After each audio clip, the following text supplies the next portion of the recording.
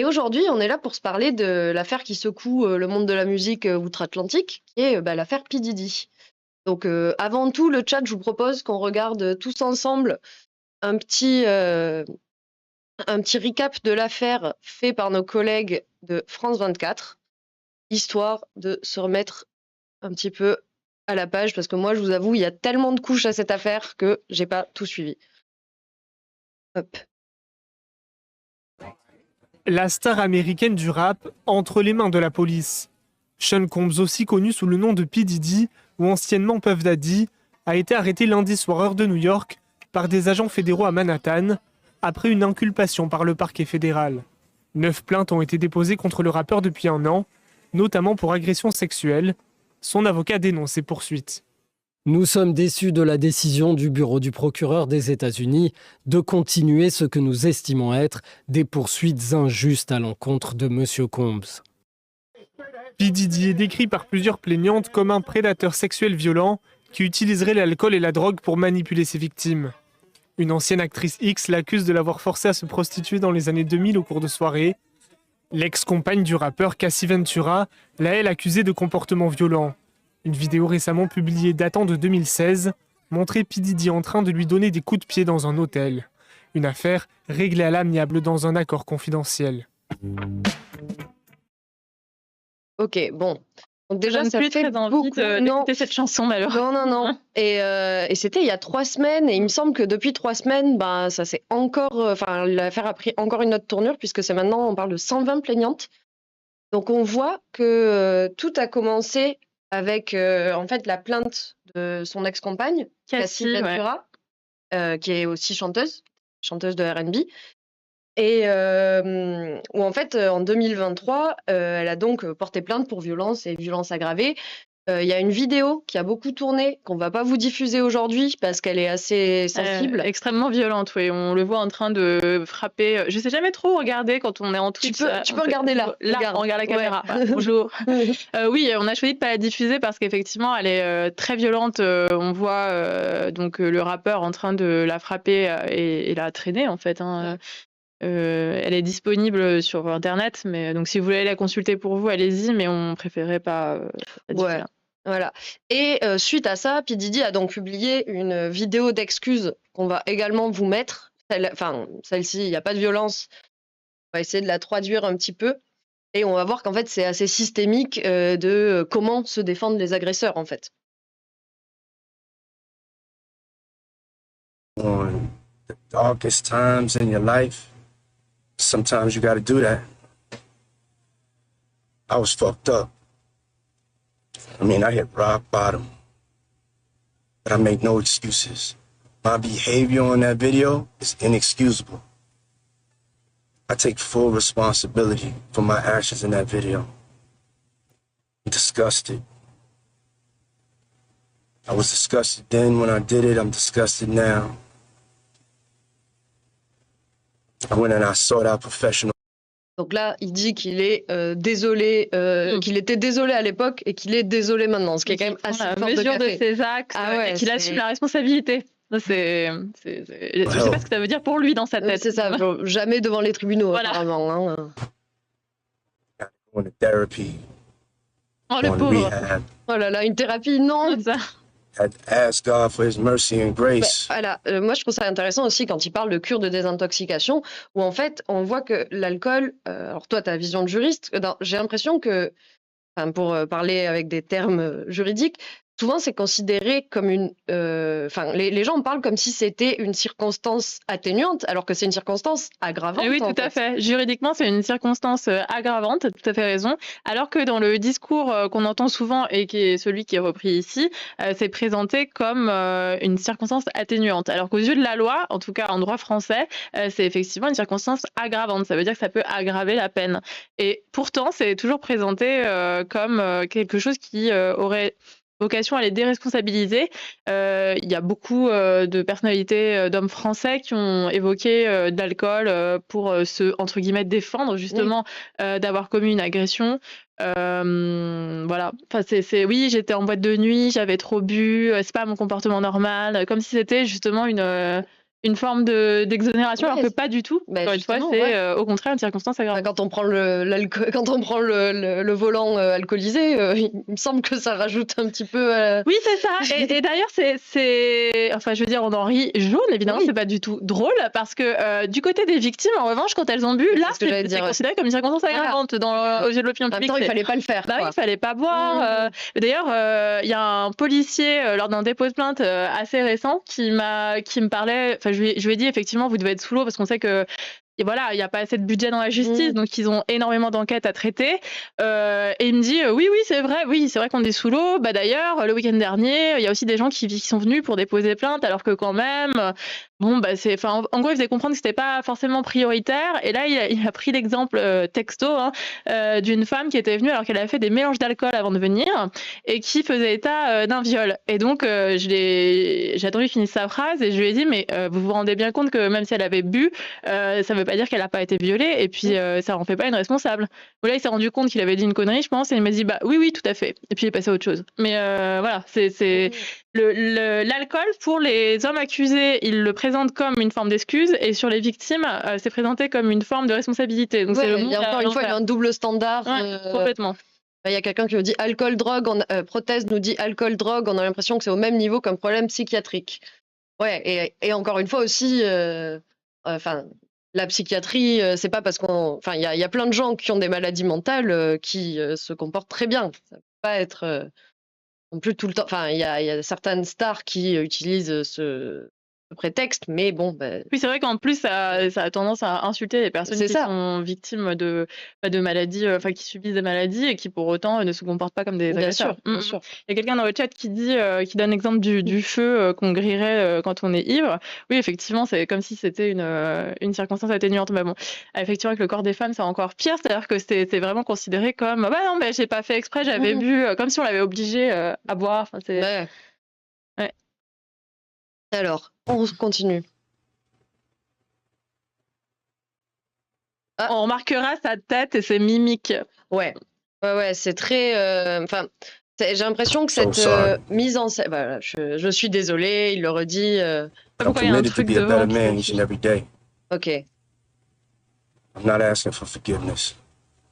Donc il dit qu'il va être meilleur, qu'il demande pas le pardon, mais encore une fois, il faut suivre d'actes. Truly Oui, sorry. c'est ça. Mais c'est vrai que cette façon de se mettre en scène est extrêmement. Enfin, c'est très répandu, je trouve, où on va vraiment voir une personne face caméra, très larmoyant. On l'a vu notamment, bon, on avait fait un react avec toi à la vidéo de Norman. Oui, tout Je me à fait. souviens, c'est exactement Après le son même classement. type de mise en scène, quoi. Mm, mm. Et yeux dans les yeux. Je regardais par combien de personnes ça avait été visionné cette vidéo, parce que la chaîne a quand même 412 000 abonnés, et donc on n'a pas regardé les commentaires sur cette vidéo, mais c'est vrai que ça diffuse un message. Rien que le fait de diffuser cette vidéo, ça participe d'une culture du viol, en Bien fait, sûr. ou des violences faites aux femmes de manière plus large. Et quelqu'un qui nous dit, ils réagissent comme si c'était la première fois qu'ils buvaient ou se droguaient sans en connaître les conséquences, et les excès deviennent une excuse. Bah, Oui, voilà, les excès exactement. deviennent une excuse, oui. Exactement ça, Lily. Et Julie Japon, genre, il peut pas s'acheter un bon micro. Oui, bah ça, encore une fois, je pense qu'il y a aussi une technique de relation presse derrière, de dire je suis proche de vous, en fait. Ça pourrait, ces accusations pourraient nous arriver à tous. Un phénomène d'identification, Voilà. oui. De dire, regardez, je suis comme vous. D'ailleurs, on voit qu'il est filmé un peu comme si c'était amateur. Alors, je sais pas dans quelles conditions ça a été filmé, mais vu les enjeux, il y a quand même moyen que ça a été réfléchi avant d'être posté, cette vidéo. Oui, je pense que généralement, c'est quand même des gens qui sont très entourés d'une armée de stylistes, tout ça. Il y a forcément quelqu'un de relations publiques derrière. Oui, surtout sur des sujets aussi graves. Bon, après, on peut pas le certifier, mais c'est quand même de la communication de crise. C'est-à-dire C'est que théoriquement, avant de poster cette vidéo, en tout cas, il y a rien eu de spontané là-dedans. Donc effectivement, peut-être que le micro qui fait micro d'occasion est en réalité pensé pour faire comme s'il venait de se filmer C'est ça. tout seul, qu'il n'y avait pas un conseiller en communication, son attaché de presse. Oui, si ça se trouve, même sa tenue est réfléchie. On peut pas faire des suppositions sur ça, mais en tout cas, ce qu'on peut affirmer, c'est que ça a été repris par quasiment tous les médias américains au moment où c'est sorti. En fait, les excuses font plus de bruit que les révélations, finalement. Et on le voit aussi en France, dans la musique, dans des affaires comme ça, quoi. Oui, exactement. Et je ne sais pas si vous avez déjà entendu parler de Suzanne Faludi, qui avait écrit un livre, donc qui est journaliste et autrice, qui avait écrit un livre dans les années, alors c'est sorti en 91, et ça parlait justement du mouvement de backlash, donc de réaction face aux avancées progressistes des années 70 et 80. Et récemment, Suzanne Faludi, vous allez voir le lien, je vous assure, il y en a un, elle s'est prononcée sur justement cette victimisation des hommes, c'est là où je veux en venir, et elle a dit, autant dans les années 70-80, ce qui s'est passé ensuite, c'est qu'on présentait les féministes comme des femmes qui rendaient les autres femmes malheureuses. Autant là, le backlash post-MeToo, c'est-à-dire la réaction post-MeToo, c'est aussi de présenter les hommes comme malheureux à cause des femmes et des prétendus excès de MeToo. Et donc là, on le voit très bien et on le voit à plein de reprises, comme tu l'as dit, dans les médias souvent, ces hommes qui se disent en fait victimes d'une société post-moderne, post tout ce qu'on veut d'ailleurs, ce mot on peut passer partout, néo-féministe, on sait quoi. Et donc en fait, comme si le féminisme leur avait brisé leur vie et que eux, en fait, c'était pas des monstres, ils étaient juste victimes des excès de suspicion, des excès. Et voilà. Et d'ailleurs, le dernier livre de Caroline Fourest qui s'appelle, qui parle de MeToo justement. Alors on va regarder comment ça s'appelle. J'ai plus le titre non plus. Et c'est sur MeToo. Et justement, elle traite des c'est le vertige MeToo, voilà. je crois. Elle y traite du prétendu excès des réactions post-MeToo. Et donc ça y participe, voilà, retrouver l'équilibre, trouver l'équilibre, voilà. Donc ça c'est vraiment cette ambiance-là dans laquelle on est baigné aujourd'hui. L'équilibre après la nouvelle révolution sexuelle. Ouais.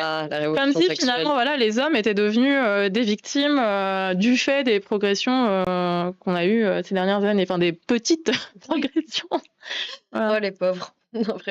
Et puis il y a vraiment ce truc aussi, j'ai l'impression, qu'il y a toujours eu lieu dans les backlash, de dire les féministes d'avant, elles n'étaient pas comme vous. Oui, elles étaient beaucoup plus calmes.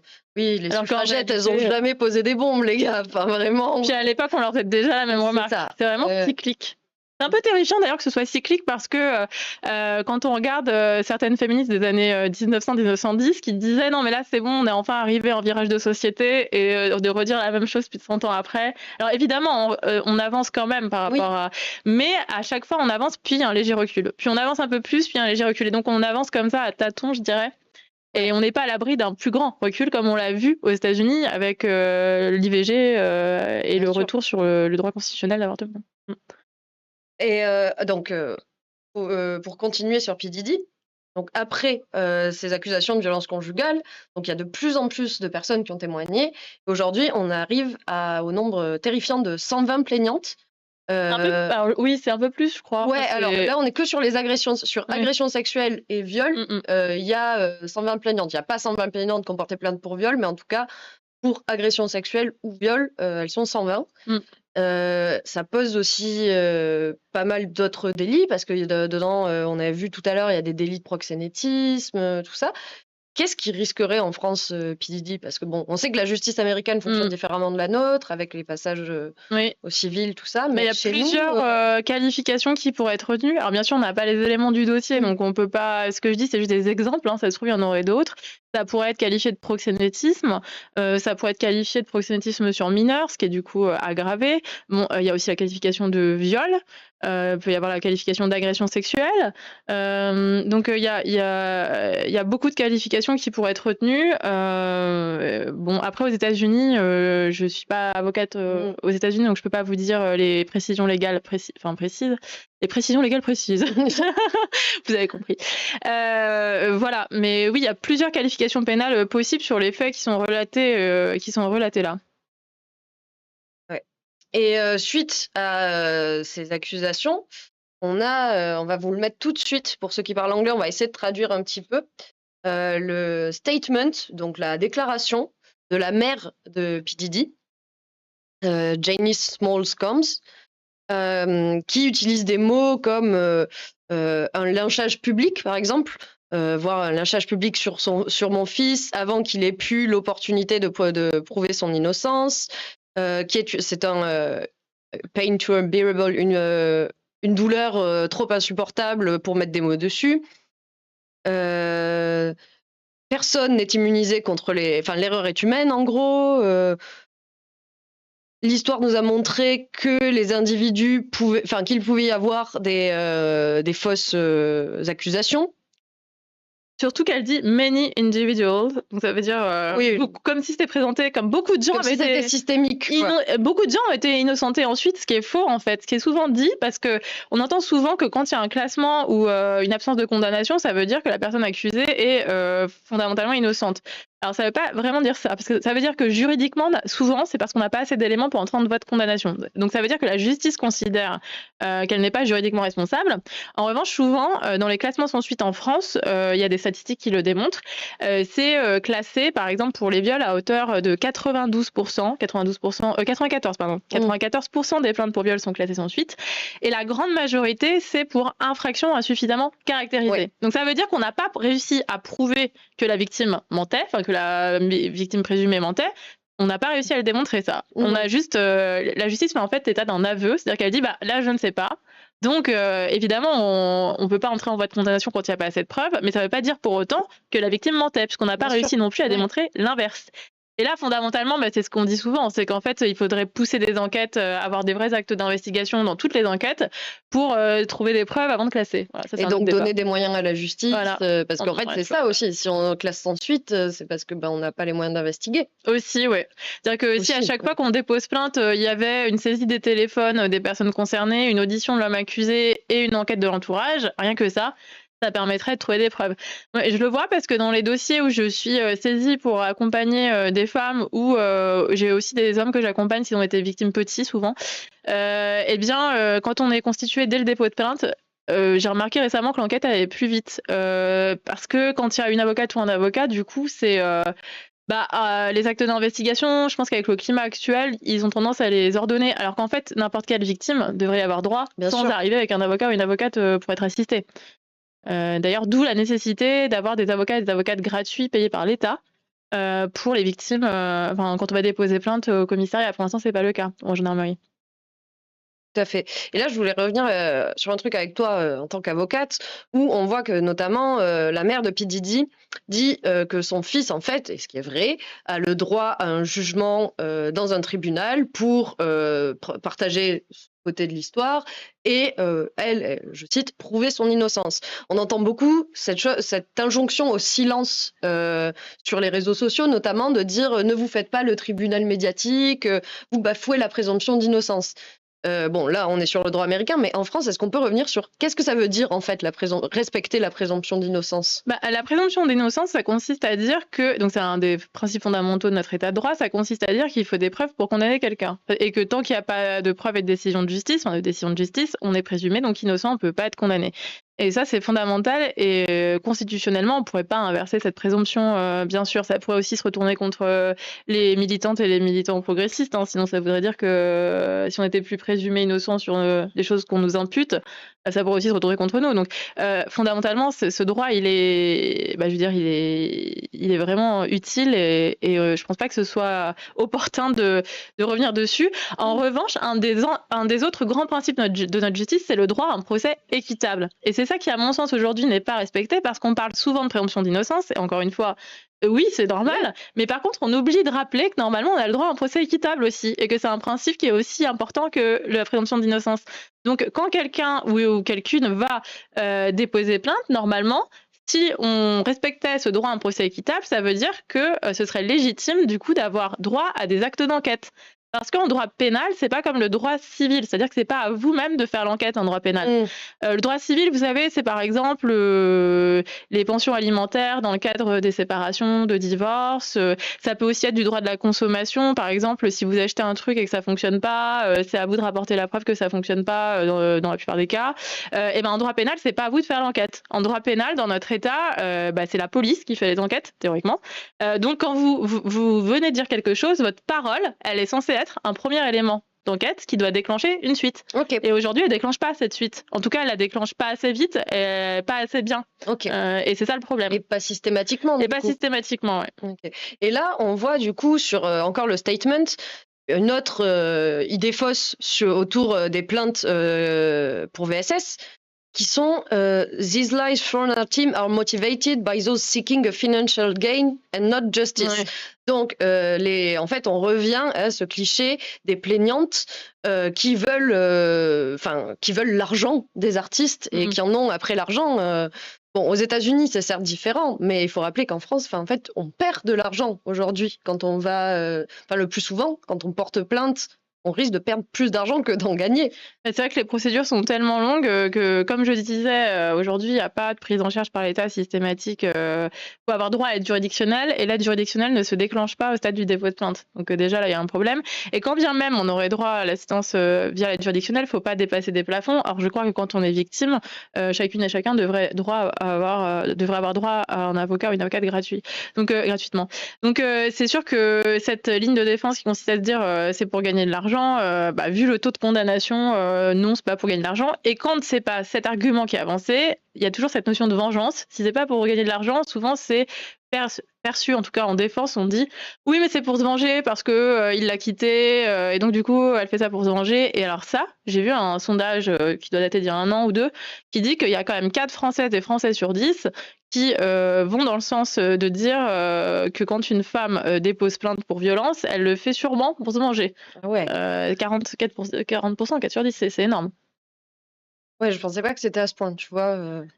Et justement, là, on voit donc la mère de P. Diddy qui dit que son fils n'est pas le monstre que they have painted him to be. Donc le they, j'imagine que c'est les médias, les plaignantes, tout ça. Donc il n'est pas le monstre qu'ils ont dépeint. Mais c'est quoi un monstre? Parce qu'en C'est fait, ça, cette notion de monstre, elle revient souvent et en réalité, c'est pas des monstres qui agressent, c'est Ouais, des hommes insérés.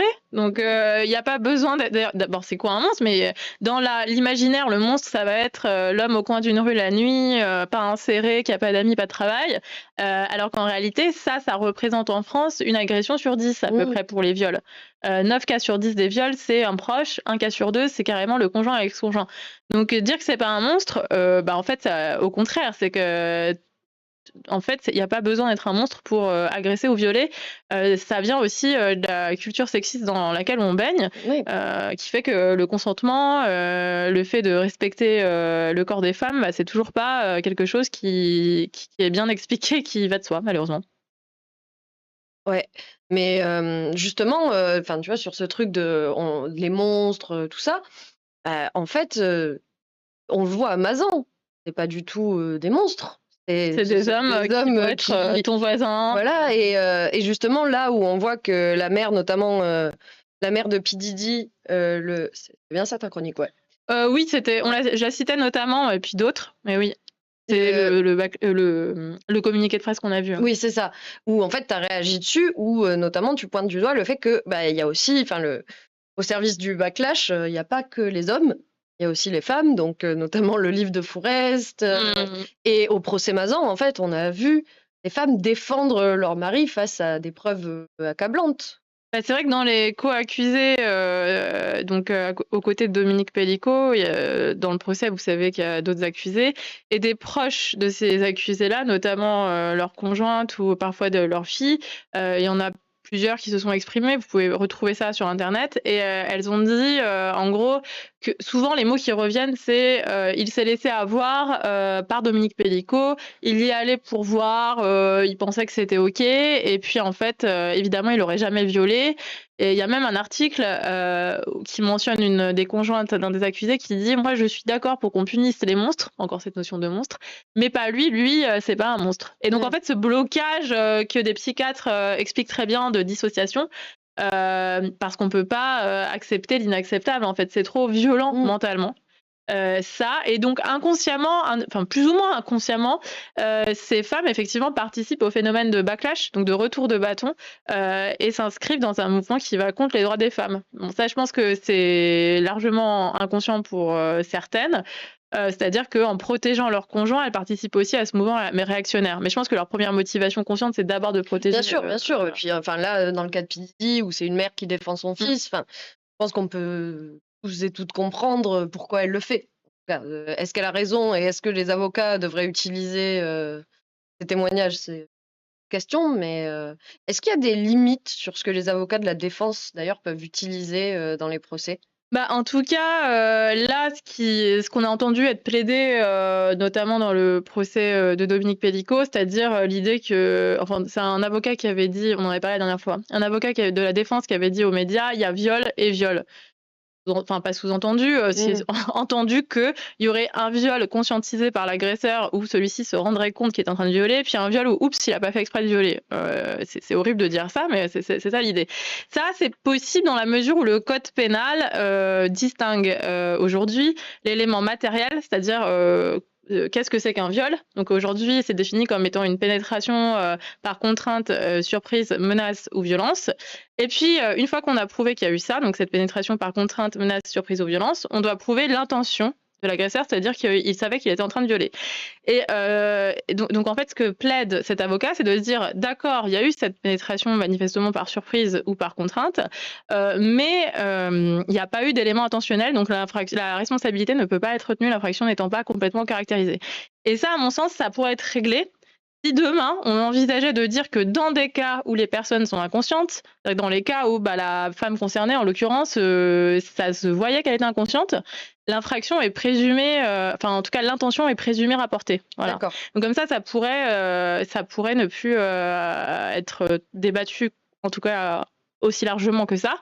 Ce qui est rassurant quand même, c'est que la Cour de cassation, vous savez peut-être, c'est la juridiction en haut de notre hiérarchie de juridiction qui uniformise l'interprétation de nos lois. Ok. Elle s'est positionnée quand même... Est-ce que c'est le même niveau que le Conseil d'État, mais pour le droit privé? Exactement, okay. Voilà.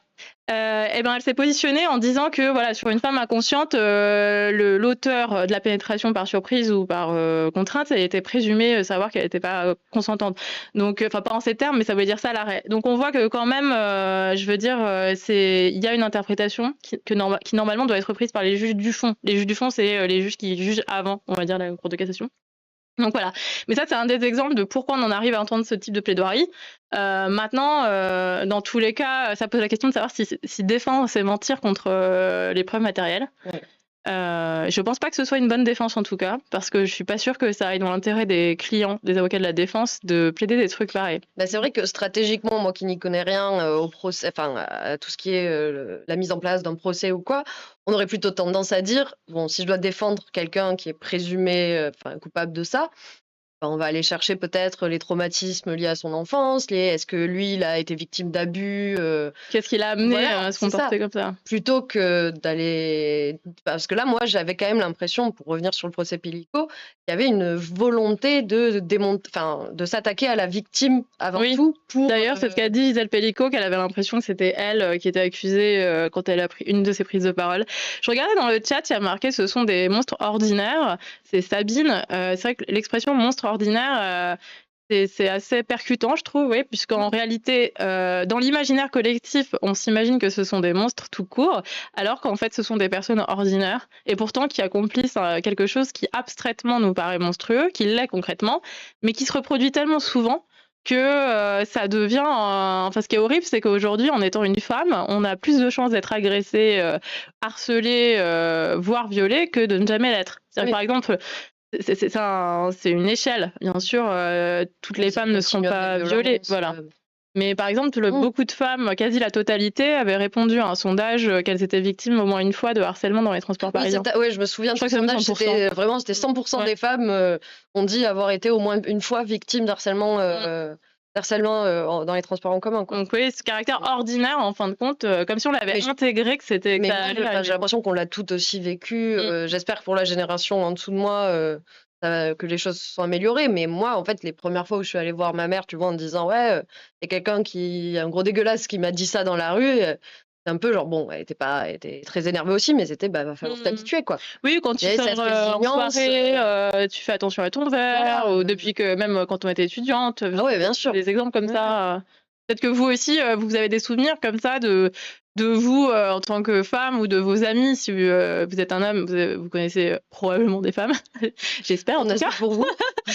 Voilà, de voir vos amis en soirée, faire attention à leur verre ou leur dire tu veux que je te raccompagne, et comme si c'était des automatismes, alors qu'en réalité on se protège finalement, alors qu'on ne devrait pas dans une société qui fonctionnerait de manière égalitaire. Ouais, moi je me souviens aussi de l'incrédulité de mes amis hommes, parce que quand on sortait avec eux, en fait, il nous arrivait pas grand-chose en termes de harcèlement de rue. Oui. Du coup, ils voyaient pas ce dont on était victime la plupart du temps. Et une fois, on a juste fait le test, en fait, de dire allez, vous marchez quelques mètres derrière nous. Et en 2 minutes, on était étudiante, on s'est fait accoster très vite par des gros lourds, quoi. Ouais. Et là, ils ont dit: «Ah ouais, c'est à ce niveau?» Et bah oui. Bah ouais. Et en fait, il fallait leur montrer parce qu'ils ne nous croyaient pas aussi. Et ça, j'ai l'impression aussi un peu que c'est systémique où on voit, moi j'ai vu des journalistes qui disent: «Oui, j'ai passé tant de jours dans la peau d'une femme». Et là, je fais: «Oui, alors, il y a un truc pour t'épargner ces efforts, c'est nous croire, en Oui, fait». voilà. Malheureusement, il y a un long chemin de prise de conscience qui passe aussi par l'éducation dès l'école sur ces problématiques. Et Oui. aujourd'hui, les séances à l'éducation à la vie sentimentale et affective ne sont pas tenues. Alors, je ne sais pas quel âge vous avez dans le chat, mais depuis, je crois que c'est 2001, en tout cas c'est le début des années 2000, du CP à la terminale, on était censé avoir au moins 3 séances sur l'éducation à la vie sentimentale et affective. Et rarement ça a été fait. J'ai rarement vu des amis me dire: «Oui, moi j'en ai eu une, 2 peut-être, mais c'est même pas une en fait». Souvent ils en Moi, je m'en ont pas eu. souviens d'une où c'était juste, voilà, il y a les préservatifs. Et c'est c'est Alors, vraiment souvent, c'est très, hyper réapproprié par l'extrême droite et les conservateurs qui disent qu'en fait, c'est des cours où on apprendrait soi-disant à se masturber. Non, mais n'importe non, quoi. non, on apprenait N'importe quoi. enfin, Mais c'est vraiment, je lis parfois des commentaires sur oh là le, là. sur le web, expression des années 90, où il y a des personnes qui disent non, mais comment on peut être pour ces cours alors qu'on sait très bien ce qu'ils apprennent aux enfants? Bah non, c'est pas. C'est fou comme croyance. Le niveau de désinformation. Ah non, mais c'est terrible. Enfin, moi, dans ces trucs, je me souviens d'apprendre à écrire trompe de Fallope sans me tromper, mais pas d'apprendre à me masturber. Bah, donc c'est pas du tout l'objet de ces cours, Non. non, c'est des cours où en fait il y a quelqu'un qui est censé intervenir dans l'établissement pour parler de consentement, voilà, aussi de préservatif, de protection, mais aussi de ce que c'est que le consentement, le respect du corps des autres. Et il y a quelqu'un dans le chat qui dit: j'ai jamais entendu parler de ça, c'est Sacha. Enfin, j'ai eu un peu de prévention basique en SVT. Bah ouais, mais normalement c'est 3 fois par an à partir du CP depuis le début des années 2000. Et c'est pas le cas aujourd'hui. Non. Et je crois que c'est toujours pas le cas. Enfin, moi, pour avoir eu un petit frère qui était au lycée il y a pas longtemps, il me semble que c'est toujours pas vraiment le cas, quoi. Je crois pas, ouais. Et justement, on a l'Auvergnate relou qui nous dit qu'elle a un peu peur que la commission d'enquête sur la soumission chimique ne donne rien. Le problème sont les mecs, le patriarcat et la culture du viol par les drogues. Ah, Sauf que le patriarcat, Oui. sans remise en question et sans éducation aussi au consentement, ça va pas forcément tomber, quoi. Oui, j'allais dire, la commission d'enquête sur la soumission chimique vous répondrait que vous êtes relou comme votre pseudo l'indique. Mais vous avez tout à fait raison. Puis, vous avez bien raison d'être relou. C'est-à-dire que oui, c'est entièrement ça. C'est qu'est-ce que ça va donner? Souvent, on en sort de ces commissions avec finalement des mesurettes, donc pas des réformes profondes. Alors que vous avez tout à fait saisi le souci, en tout cas selon moi, c'est que il y a un problème avec la culture du viol. Et donc, en fait, se poser la question de la soumission chimique, c'est en fait, si on remonte, se poser la question de l'éducation et du consentement dès le début, et donc de la culture du viol. Tout à fait. Et moi, j'avoue que mon engagement féministe, il est aussi venu, enfin, ma prise de conscience, en tout cas, elle est venue par MeToo. Et où MeToo, en fait, ça a commencé avec cette dénonciation des actes de Weinstein. Donc, c'était ce premier grand. Moi, je savais pas qui c'était à l'époque, hein, mais c'était genre le grand mania du cinéma qui tombe, en fait. Et là, de ce que j'en lis, P. Diddy, j'ai un peu l'impression que c'est un peu pareil, où c'est Oui, du côté du rap. ouais, c'est ça, enfin, de la musique américaine en général, parce que il a lancé des grands rappeurs, c'est un grand producteur de rap, comme nous disait Raphaël tout à l'heure, parce que Oui. moi je n'y connais rien. Donc il y a vraiment ce truc. Et autant, moi, ça me saoulait un petit peu de voir tous ces mouvements où on disait: ah, c'est le MeToo de machin, c'est le MeToo de machin. Et à la fin, tu fais: oui, ok, c'est le MeToo des pressings, certes, mais en fait, c'est parce que le patriarcat s'insère dans partout. C'est tous les interstices. Et là, j'ai quand même l'impression que c'est un peu moins le cas avec P. Diddy. Enfin, j'ai pas vu c'est enfin le MeToo de la musique, quoi. Je crois qu'il y a eu, il y en a eu aussi des hashtags MeToo musique. Oui. Mais effectivement, c'est ça, c'est que c'est dans tous les milieux, et à chaque fois se repose la même question, c'est alors est-ce que vous pensez que c'est particulier à ce milieu-là, à chaque fois donc que c'est sectorialisé? Je crois qu'en fait, ça a un avantage. L'avantage, c'est que ça permet de mettre en lumière des pratiques qui peuvent être spécifiques dans certains milieux, comme par exemple MeToo médical, où il y a quand même un mode opératoire, je pense, par exemple, ce qu'on appelle la culture carabine, qui est extrêmement sexiste, etc., qui est spécifique au milieu médical. Donc, je crois que dans chaque secteur, il y a des spécificités, mais qu'à chaque fois, c'est utile de rappeler que, en fait, c'est tous les secteurs, c'est toutes les catégories, c'est tous les pays, il n'y a pas de frontières Ouais. contrairement à ce que pense l'extrême droite qui pense Bien qu'il y sûr. aurait Bah, justement, moi un- j'allais y venir un parce comment qu'à c'était, chaque fois qu'il y a des trucs comme beau-père ça de dans... famille. Oui, des trucs comme ça dans la culture, on pointe vachement le milieu de la culture, souvent en disant, bah voilà, à gauche, regarde, enfin, les bobos de gauche, ils ont beau donner des leçons, regardez ce qu'ils font. Enfin, c'est vraiment utilisé comme, Oui. comme prétexte, quoi. Oui, Alors que c'est c'est vrai. très très bien, je dis pas du tout, enfin, je suis absolument pour que cette écoute se libère et tout ça, mais Alors qu'on a d'ailleurs toujours dénoncé à gauche, quand il y a des hommes accusés à gauche qui ont fait l'objet de plaintes, on en a parlé notamment dans le journal. Hein, je pense à Adrien Quatennens, on a bien sûr. parlé de cette affaire-là, on a parlé d'autres affaires qui touchaient des hommes de gauche. Donc en fait, dire vous avez deux poids, deux mesures, c'est faux, puisque en réalité, au contraire, on parle justement de toutes les agressions, peu importe qui sont les hommes visés, ce qui n'est pas forcément le cas de l'autre côté. D'ailleurs, je pense même pas qu'on puisse faire de parallèle, parce que l'extrême droite est le seul vrai extrême dans ce pays. Et l'extrême droite va toujours parler, si on branche CNews, ça va être OQTF, un homme qui du coup aurait dû quitter le territoire. Et donc en fait, ça tourne sur ça. Par contre, ça donne du coup une fausse image de ce que sont les agressions. Parce Bien sûr. que évidemment, il faut combattre ces problématiques et ces agressions ou ces crimes graves, mais il faut aussi combattre les autres. Et souvent, les viols, ils sont perpétrés pas par des...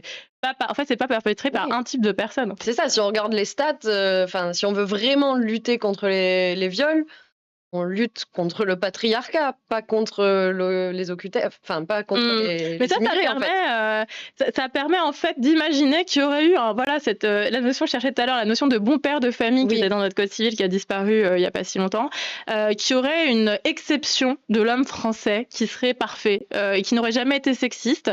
Et puis on fait fi du coup de toute l'histoire de notre culture aussi, Ouais. qui, je veux dire, le code On parle quand Napoléon. même de la gauloiserie. Oui. Ça, c'est fou. Enfin, Et de manière un peu plus récente, mais ça reste ancien, Napoléon était tout à fait misogyne, en plus d'être colonialiste, quoi. On n'avait quasiment aucun droit dans le code civil. Et pourtant, je veux dire, à l'époque, il y avait moins de phénomènes, enfin, je ne sais pas statistiquement d'ailleurs, mais en tout cas, on n'était pas évoqué les phénomènes d'immigration de masse. Donc, c'est vraiment aussi ancré dans notre tradition. Et souvent, le sexisme ordinaire, chez nous, on lui donne un autre nom beaucoup plus sympathique dans la bouche de certaines personnes, c'est la galanterie française. Ah, Et donc. alors qu'en fait, c'est la base du sexisme ordinaire. Bien sûr. Genre, Ouais, ça me rappelle, je crois que c'était Catherine Deneuve qui avait co-signé une tribune Oui. sur le droit d'importuner. voilà. Enfin, et ça criait en fait ce vieux cinéma français. Qui refuse de voir le lien en fait entre le terreau, le sexisme ordinaire, et puis la problématique d'agression. Alors si on apprenait déjà que en fait une femme n'est pas plus fragile et que si nous on tient la porte à un homme, il n'a pas à se sentir dévirilisé, bah déjà ça remettrait un peu les pendules à l'heure sur le fait que non, on n'est pas des petites choses fragiles. Ouais. Et donc la suite de ça, c'est que si on était vraiment ces petites choses fragiles, alors faut nous protéger. Et du coup la contrepartie de la protection, eh bien ça peut être la violence. Bien sûr. C'est- C'est ce qu'on appelle le continuum des violences en fait. C'est ça, c'est un environnement propice aux violences qui va plus ou moins évoluer vers le pire. Oui, ça veut pas dire que que du paternalisme est égal à un viol, mais ça veut dire que Non, ça c'est prépare un terreau fertile Voilà. aussi à Oui, parce qu'en ce moment, la vulnérabilité des femmes, quoi. Oui, c'est ça. T'as dû entendre la phrase, vous avez dû l'entendre. Non, mais tous les hommes ne sont pas des violeurs, faut arrêter de dire n'importe quoi. En fait, personne n'a dit que tous les hommes étaient des violeurs. Par contre, quand on dit tous les hommes, ça veut dire tous les hommes sont sexistes de la même manière que toutes les femmes sont sexistes. On a toutes et tous été élevés dans la même société. Je veux dire, moi, j'ai pas grandi dans un bocal, hein. Donc, je sais pas qui a, on va dire, le cran, en tout cas l'ego, de dire qu'il est en dehors du sexisme ordinaire. Je trouve ça incroyable. On Non, moi, je parlais me la sens dernière concernée par fois. Moi, je me sens pas sexiste, Ouais. quoi que ce soit. Bah, ce que tu disais, c'est que toi, ça fait un red flag quand un mec Ah dit oui. ah non, mais moi, je suis super déconstruit. Je vois pas le problème. Ah, bon, bah, super. Enfin, je vois le problème, mais ça, j'ai jamais eu. Ah, bah, allez, bah, good for you. C'est ça, cette phrase me paraît très bizarre parce que on a toutes et tous eu des comportements, et sûrement qu'on en a encore, Oui. tu vois. Bah, comme ça peut s'appliquer à d'autres oppressions. Sur le racisme. Oui, sur le racisme, Enfin, on ouais. vit dans une société qui a des biais racistes de partout. Forcément qu'on en a chopé quelques-uns, quoi. Et ça Et c'est pas nécessite de... et ça, j'ai l'impression qu'à droite, enfin les conservateurs disent beaucoup: «Oui, mais on va pas s'auto-flageller».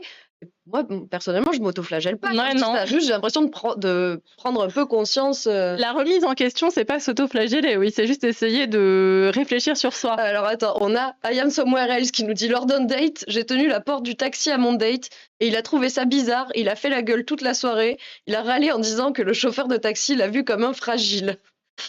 Je Ça suis n'a pas marché, désolée bien pour toi, I am évidemment. somewhere else. Mais ça me fait penser Vraiment. à plein d'anecdotes. Mais Merci oui. pour celle-ci, c'est hyper intéressant parce que ça montre à quel point les clichés sont hyper ancrés. Oui, moi, je me rappelle quand j'étais étudiante, j'avais pas une thune et pourtant j'essayais toujours de payer au restaurant ma partie ou bien d'inviter ouais. de temps en temps.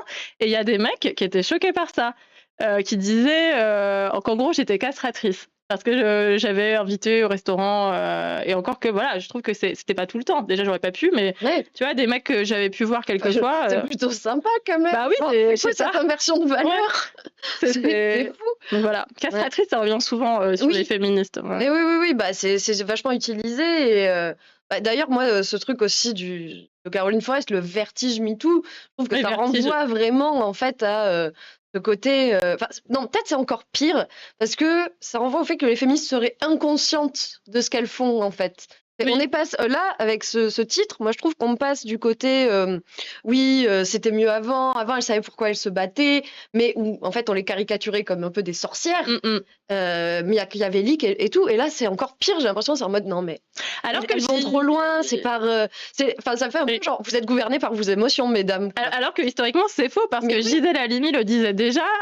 Par exemple, elle avait eu cette phrase, alors c'est peut-être pas au mot exact ça après, mais elle avait dit quelque chose sur la galanterie qu'elle avait écrit, notamment dans son livre La cause des femmes, où elle dit soyons galants, mais soyons-le tous les deux. Donc elle avait Oui, déjà ça, c'est vachement bien. ce discours-là. Elle l'avait aussi sur le nom de famille, où elle disait mais je ne comprends pas pourquoi toutes mes amies ont perdu le nom avec lequel elles sont nées et pourquoi ça dérange autant de garder le sien. Et quand faites le test autour de vous, si vous avez des amis qui se marient, demandez-leur en souriant, parce que sinon vous allez passer pour un ou une méchante, pourquoi est-ce que tous les deux ne prennent pas le nom de tous les deux, puisque c'est la famille, ça peut être envisagé comme une unité familiale, qu'elle soit une famille hétérosexuelle ou homosexuelle, il y a deux personnes qui se marient. Pourquoi est-ce que souvent c'est dans le cadre hétérosexuel, pourquoi c'est la femme qui prend le nom du mari et pas l'inverse? Et généralement, alors j'ai testé avec mes amis, et généralement ils disent non mais bon ça a rien à voir, ça c'est une tradition, c'est comme ça. Oui. Bah ouais non mais c'est une tradition qui en dit long, et ça Gisèle Halimi elle le disait déjà, donc il n'y a rien de néo-féministe là-dedans. Absolument. Et c'est que tu viens de dire en fait, c'est des arguments quand même qui sont utilisés. Ah avant c'était pas ça, bah si en fait malheureusement on fait que répéter. C'est d'où l'importance de l'histoire et d'avoir des historiens qui se basent sur des sources et non pas sur des ressentis pour en parler, quoi. Parce que franchement, moi j'ai appris des trucs en allant à Londres et en faisant des tours sur les traces des suffragettes. C'était vénère, quoi. C'est pas du tout ce qu'on nous dit. Oh, regardez, elle se battait vraiment avec dignité. Enfin, moi, je trouve qu'elle se battait avec dignité, mais mais dans leur bouche, ça veut dire dignité. Elle criait pas, ou enfin une idée de ce que ce serait. Perso, j'en joue. Je dis bah oui, je suis vénale, je suis une femme. Dit Nini. Ah oui, vous voulez dire que vous faites des blagues, vous retournez l'argument en faisant on retourne le stigmate. Ouais, bah ça, après, c'est une technique, je pense, dans l'individualité, ça peut passer. Après, nous, c'est vrai ça va être un peu plus, comment? On va toujours essayer de casser ce truc-là aussi. Oui, en expliquant, mais c'est vrai qu'avec l'humour, mais ça avec peut l'humour, marcher c'est ah oui, non, bah franchement, il y a des gens qui ne veulent pas écouter aussi.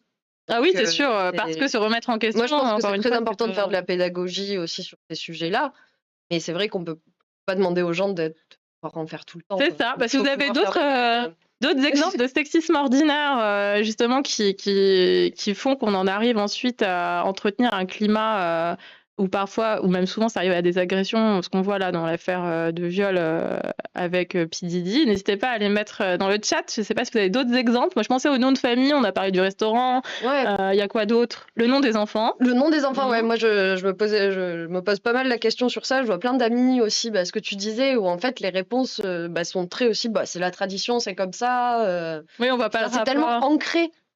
Mais après, je veux dire, mais il y a plein d'autres choses qui étaient ancrées et qu'on a fait voler en éclats. c'est Donc, ça. Puis pourquoi souvent, pas. on dit oui, les féministes de gauche, comme si on pouvait être de droite en étant féministe, mais bon, elles répandent la bonne parole et la bien-pensance, etc. Mais en fait, personne n'a dit qu'on n'avait pas eu nous-mêmes ce genre de questionnement. Enfin, je me souviens, il y a quelques années encore, je m'étais pas du tout penchée sur... Enfin, je sais pas, en fait, je m'étais pas dit ah ok, prendre le nom du mari, effectivement, c'est sexiste. Non, parce que moi aussi, je trouvais que c'était une tradition. Oui. Puis au fur et à mesure, en réfléchissant, je me suis dit non, quand même, c'est vrai que c'est bizarre. Puis avec les lectures, on se remet en question et on voit le lien. Mais bien sûr. personne ne prétend avoir vu ce lien direct dans Se levant le matin, alors qu'on a toutes et tous regardé des trucs où si t'es un garçon, faut pas pleurer, tu dois sauver la princesse.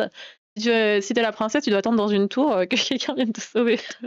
Des fois, ils ont même des problèmes à prendre la charge de l'enfant, car en cas d'urgence, on ne veut pas croire que ce sont des mamans d'enfants blancs. Je crois qu'il y avait un commentaire juste en haut, c'est pour ça c'est la suite. Oui, ok, on ne prend pas le nom du mari, mais aujourd'hui, quand ils ont des enfants à l'école, ah ouais. Oui, ah bah oui, d'accord, dans le cas de couple mixte, ouais. Je comprends. André Breton, fondateur du surréalisme, a déclaré sur la fin de sa vie: quand j'entends le mot surréaliste, je sors mon pistolet. Cette anecdote nous enseigne que l'on peut avoir pensé à un mouvement culturel ou sociétal et vivre assez longtemps pour l'avoir récupéré par des cuistres. Ah oui. Le féminisme n'a pas, hélas, pas échappé. Aujourd'hui, certaines l'utilisent comme un CV sans en appliquer la base. Oui, bah, y a beaucoup de personnes qui effectivement l'utilisent comme du marketing, même les entreprises. Hein. Puis ça a été dit plus haut, j'ai vu passer dans le chat, on n'a pas eu le temps de rebondir dessus, dans les red flags. Oui, voilà, si je le vois, Master Bug qui dit « Je suis déconstruit, tu sais, red flag, je suis sexy, je suis pas... » Alors j'imagine que je suis pas sexiste, tu sais, red Non, je flag. crois que les deux, c'est les deux bouts du spectre. Ah oui, les deux bouts du spectre, oui. Oui. Ça, c'est en fait, tout le monde se dit volontiers pour l'égalité, mais quand il faut faire des choses, bizarrement, il n'y a plus de personne. Bah, c'est pour ça qu'on voit le 8 mars parfois, où il y a eu cet odieux rebranding de Journée internationale de lutte pour les droits des femmes, où certains magasins nous sortent du Journée de la femme. Oui, alors que c'est Journée des droits des femmes. Ouais, voilà. Mais ça, pareil, si on s'intéresse pas forcément à la question, on peut ne pas le savoir. Donc, souvent, on dit oui, c'est descendant, les élites. Il y a un rejet des élites. Ça, je pense que c'est vrai parce que les élites, ce qu'on appelle entre guillemets les élites, donc ceux qui détiennent une forme de pouvoir, il y a un manque de confiance dans les institutions et donc dans les élites qui les représentent. Il y a une défiance vis-à-vis de la justice et donc du coup, ça crée de la désinformation et ça crée aussi toutes ces phrases qui consistent à dire non, mais c'est pas. Enfin, vous prêchez la bonne parole, mais en réalité, on n'a pas besoin de vous pour. On n'a pas besoin de ça pour savoir parce que vous êtes tous des cons, grosso modo. Ouais. Et la forme de défiance vis-à-vis des élus, de la politique, etc., crée qu'il y a aussi, je trouve que ça a débordé que maintenant il y a une défiance vis-à-vis des savoirs. Et que donc, quand on prétend être spécialiste d'une question, ça devient automatiquement repris comme étant descendant, hautain, surtout quand on est une femme, hautaine, prétentieuse, et que du coup, faut arrêter de prendre les gens pour des cons en leur expliquant des choses. Mais en fait, chacun et chacune sa spécialité. Moi, quand je parle de droit, c'est parce que je suis une spécialiste du droit, mais si une femme médecin vient m'expliquer quelque chose sur la médecine, je vais l'écouter aussi avant d'avoir un avis. Tu peux pas lui dire je pense non, pas. Non, je suis coach en médecine, attendez. Voilà. Donc moi, je respecte les savoirs de chacune et chacun. Je regrette qu'aujourd'hui, avant d'avoir un avis, beaucoup de personnes nous coupent en disant qu'on est la bien-pensance de gauche, etc. Alors qu'en fait, c'est exactement ce que nous dit Sacha. Vous êtes le camp autoproclamé du bien. Bah, on dit juste que le sexisme, c'est mal. Oui, voilà, mais donc c'est ça, ouais, le camp du bien, les naïfs. Ouais. Non, et puis cette défiance de la science, plus largement, on la voit aussi dans tout ce qui est l'émergence de théories du complot de plus en plus fortes. Aujourd'hui, on a eu quand même des spécialistes venaient parler de leurs projets, leurs recherches, et ça a cet effet sur les plateaux de les confronter à des gens qui n'y connaissent rien, mais qui ont un avis. Et oui, en préparant l'émission, tu m'as expliqué que ce qu'étaient j'ai oublié le terme. L'adénochrone. Voilà, parce qu'on disait qu'autour de P. Diddy, se développait toute une potentielle stratégie complotiste. Et donc, tu m'expliquais que le complotisme aujourd'hui portait aussi sur l'adéno. Ouais, en fait, c'est tout ce qui est autour du présumé trafic d'enfants des élites. Et en fait, ce qui se passe avec P. Diddy, il y a plein de théories autour il y aura peut-être certainement d'autres suspects dans cette affaire, mais aujourd'hui, on va jusqu'à suspecter en fait tout son entourage d'avoir fait partie d'un système pédocriminel Comme si la pédocriminalité ne pouvait advenir que dans ces grands cercles, dans le cercle des élites, alors qu'on sait aujourd'hui que la pédocriminalité C'est partout, concerne un enfant sur 10. Ouais, ça fait 3 en classe de terminale, c'est incroyable. Enfin, Ouais, voilà. Donc c'est pas que dans des cercles complotistes. Exactement. Là, je vois, ça me rappelle QAnon. C'est à peu près, regardez Six cette vidéo. celebrities who will be arrested. Donc voilà, c'était bon, ça c'est totalement faux, hein, ne croyez pas du tout ce qu'il y a sur cette vidéo, mais voilà, on va mettre des gens dans ce truc parce que les élites sont soupçonnées, enfin sont présumées corrompues, tout ça. Et ça ne veut pas dire qu'il n'y a pas de scandale sexuel dans les élites, hein, loin de là. Enfin, de scandale sexuel ou de crimes sexuels dans les élites. Corruption, c'est ça. Mais il y en a c'est comme partout ailleurs, en fait. systémique en fait. C'est partout. Enfin, le complotisme a tendance à renvoyer dans le camp de l'exceptionnel les agressions et les viols, alors qu'en réalité, c'est pas juste des sphères spécifiques, mais c'est partout. Oui, ça particularise. Exactement. Oui, voilà, ouais. C'est comme si ça faisait pas. Enfin, en fait, le fait de monter aussi en épingle ces histoires-là, de parler de théories autour de P. Diddy, tout ça, c'est vraiment dire que. Moi, je trouve que ça événementialise le truc. Tu vois, je pense que c'est très utile qu'on ait la parole des victimes, mais tout autour, c'est vrai que on voit émerger, je trouve, un espèce de sensationnalisme un peu malsain, quoi. Et justement parce qu'il manque la parole d'experts aussi. Comme si c'était des faits divers. Ouais, voilà. Oui, il manque la parole d'expert. Oui. La dernière fois, j'ai allumé CNews pour me rappeler pourquoi je regardais pas. Et en fait, autour de la table, déjà, il y avait que des hommes, quasi. Il y avait une femme. Et ça racontait mais n'importe quoi sur les droits des femmes. Et vous vous rappelez sûrement aussi du bandeau qui avait circulé il y a quelques mois où ils avaient affiché l'avortement est la première cause de décès dans le monde. Et après, ils avaient mis une excuse en disant que c'était une fausse information, qu'ils n'auraient pas dû faire ça, etc. Mais ça avait déjà été diffusé. Ouais. Donc en fait, le problème, c'est que les thèses complotistes et la désinformation ont maintenant des journaux, des médias qui leur permettent de diffuser. Et sans contre. Oui, sans contradicteur. Ouais, sans contradicteur, quoi. Pardon, c'était le mot que je cherchais. C'est assez. À part accepter d'aller débattre là-bas, mais bon, Ouais, mais justement, c'est très mauvais pour les poursuites civiles, ça crée des faits divers que la défense peut utiliser à son avantage. En même temps, le pape est contre l'IVG. Alors attendez, parce que deux conversations, les amis. Vous avez remarqué qu'on essayait de tenir un fil cohérent du début jusqu'à un certain moment, puis après c'est vrai qu'on a pris les échanges et on trouvait ça sympa aussi de pouvoir interagir et qu'on puisse discuter ensemble. Donc la fin de l'émission c'est toujours un peu plus un peu moins. C'est un peu moins fluide, mais c'est pas grave. Ça ne veut pas dire que la discussion est pas intéressante. Non mais c'est parce que j'avais lu la dernière fois qu'il y avait certains commentaires qui disaient oui ça part dans tous les sens, mais en fait en Twitch à la fin c'est aussi pour parler ensemble. Donc c'est ce qu'il faut. Enfin moi je pense que justement on parlait de ces espaces où il n'y a pas bon là c'est pas de contradicteur en l'occurrence, mais on veut faire parler des gens. Est-ce que Pascal Pro voudrait venir nous contredire? Je sais pas. Est-ce que tu as vu le studio? Je suis pas sûre que Pascal Pro ils veulent venir là, mais je suis pas sûre qu'on veuille. Dans le nouveau studio, oui, je suis pas sûre qu'on veuille de lui non plus. Pardon, j'ai failli m'étouffer. Les rumeurs sensationnalistes sont très mauvaises pour les poursuites civiles dans le système américain. Oui, voilà. Merci, Chuck It. Exactement. C'est un Twitch en non-mixité, c'est OK. Ouais, alors on n'est pas tout le temps... Enfin, il y a aussi de la non-mixité dans l'autre sens sur notre plateau, malheureusement. On essaie d'équilibrer, comme vous pouvez le voir. Ah oui, non, la dernière fois, on était...